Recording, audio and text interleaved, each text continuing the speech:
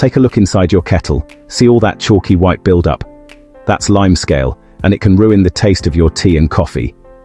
But before you reach for harsh chemicals, what if I told you the secret to making it sparkle like new is already in your cupboard?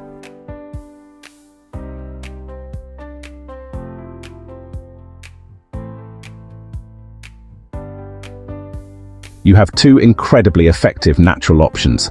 The first is simple white vinegar. The second is citric acid, which you can find in most supermarkets. Both are amazing at dissolving limescale, and today we'll use vinegar. Step 1 is ridiculously easy. Fill your kettle about halfway with a mixture of equal parts water and white vinegar. So 1 part water, 1 part vinegar. You don't need to be exact, a rough half and half mix is perfect. Now, step 2. Just boil the kettle. Let the hot, acidic solution do all the hard work for you.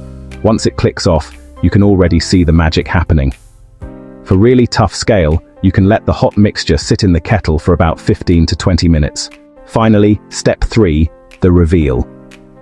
Carefully pour the vinegar solution down the sink. Now, give the inside a good rinse with fresh, cold water a couple of times.